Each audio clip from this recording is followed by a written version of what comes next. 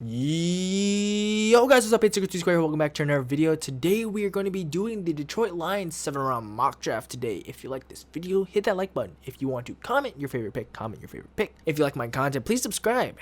Hit that notification bell. Do all of that below, even before the video starts. I'll take a pause. I'll pause for a second. Okay, did you do it? I think I blinked during that. Fuck. But let's get right into the Detroit Lions draft. Okay, so with the 7th overall pick, the Detroit Lions are selecting Devonta Smith, wide receiver out of Alabama. I think that the Lions, obviously losing Kevin Golladay, obviously letting go of Marvin Jones, don't have any wide receivers. I think they have Quintus Cephas. I think they also have Terrell Williams, but I don't know about him and how well he's doing. I think Smith's the perfect wide receiver to fit with Jared Goff, a reliable guy who has great hands and can do everything. Go deep, be short in the short route running game, in the medium, find the middle of the field, find open holes, do all of that. He's a very intelligent wide receiver, and just because he's 170 doesn't mean he's bad. It doesn't mean that he can't be in the NFL. We have guys that are 5'7" and 175 pounds, and Puka Williams from last episode. Like there's nothing wrong with Devonta Smith, and he takes care of his body pretty well, except for the national championship, but he got blown up on that play. Got blown up. I watched it. But he's just overall great talent. I think he can be a true number one for the Lions, and if he isn't, he's going to be a great tier N2 for Jared Goff or whoever is going to be the future quarterback there for Detroit. So now here with the 2nd round pick, at pick 41, the Lions will be selecting Jevon Holland, cornerback, slot corner, safety, hybrid, everything for the defense. He can play almost any position, probably not defensive line unless it's a joke. I think it's a joke. But Jevon Holland out of Oregon, great guy, just a locker room guy, big, like 6'1".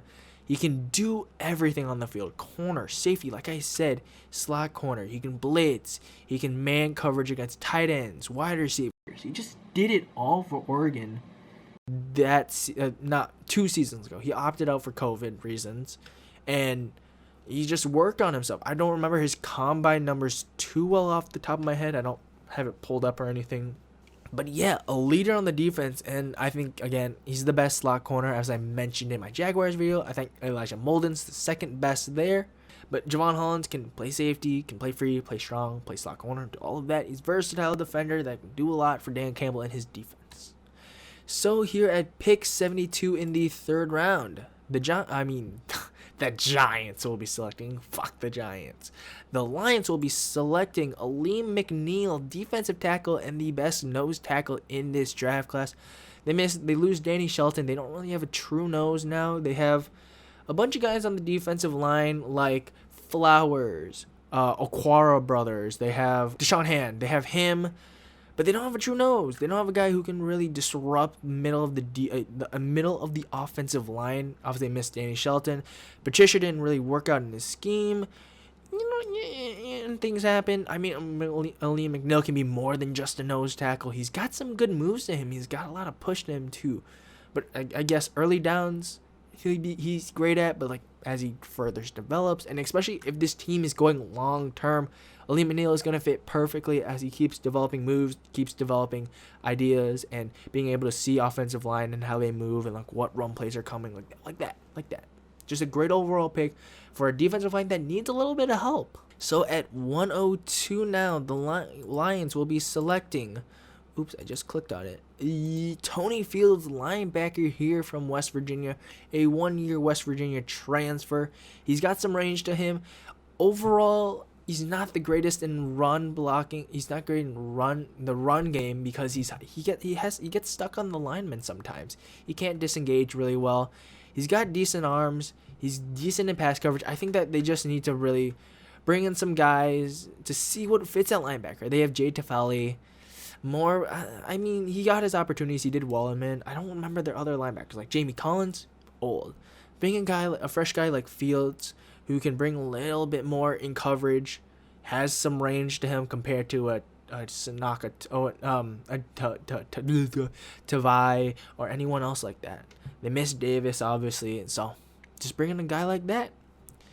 With 113 now in the 4th round, the Lions will be selecting Brady Christensen, offensive tackle / offensive guard here for BYU. One of the better guard tackles here in the class, especially just both being able to do both.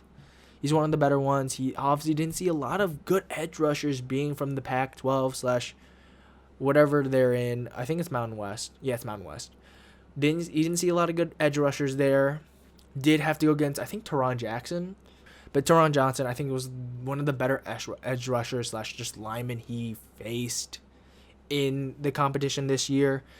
And I think there's some speculation that him playing guard tackle could be an idea here. Especially with the Lions, they have Taylor Decker, who's been good in pass coverage. Run blocking is a little bit more skeptical, but may run a little bit more to the right side than on the left side, of course. They have Jonah Jackson, who they drafted out of Ohio State. Up and down rookie year, especially with the Lions. Could maybe move someone there to guard. And then center, Frank Ragnow, one of the better young centers here. Then right guard and right tackle are debatable because you played Vaitai at guard last year, but also tackle. Then you had Crosby play guard and tackle. This is just like trying to figure out where guys should play. And bring in a guy like Christensen. If one of those two doesn't work out at both positions, guard or tackle, you bring in Christensen. A guy who maybe takes a year to develop, learn the speed of the game, goes against some of the better guys in practice like Trey Flowers and the Aquaras and guys like that. Just it's again a part of the long term in my head, playing the long game here. Maybe getting a quarterback next class, Bo Nix, a Spencer Rattler, someone like that. So with the Detroit Lions last pick, they only have 6 picks in this class. At 154, they take edge rusher Patrick Jones Jr., the second, whatever you want to call him. He's an edge rusher here from Pittsburgh. He is the second edge rusher behind Rashawn Weaver. You'll see a little later where he goes. But I think that he was the second best pass rusher on that team. I think that he's got a lot of good traits in him, but sometimes he's only got one plan. On most of his pass rush attempts, it's either a club and then he gets stuck, or a rip and he can't get past him. Developing him and seeing what he can be able to do. I think he's one of those guys that can be a 3-4 end, or just an out, or even you can stand him up on his two legs. He can do either or, be on all fours, be on 3. There's a lot that he can do. He's a little bit versatile defender, but it's about developing that pass rush move and getting him an idea of what he should do, and he should be pass rushing with a plan. Because he didn't have a plan in college. The only time he won was on pure athleticism, and sometimes that just works in college. But in the NFL, how many times does athleticism work? It's mostly it's a lot of technique and a little bit of athleticism. That has been the Detroit Lions 7-round mock draft, really tapering more towards the future than a win now, because obviously they have Green Bay and Chicago and the Vikings. They've got a lot of good competition and the talent, and I think they're trying to play the long ball, because once Aaron Rodgers is out of the division, it's open, because we don't know about some of those players. We don't know about the future of the Bears or the Vikings and guys like that. Play the long game here. If you like the video, hit the like, do all that, comment, subscribe, do all of that, and I will see you a little later for the Carolina Panthers 7-round mock draft. My name has been Circle Square. I will see you later. Bye.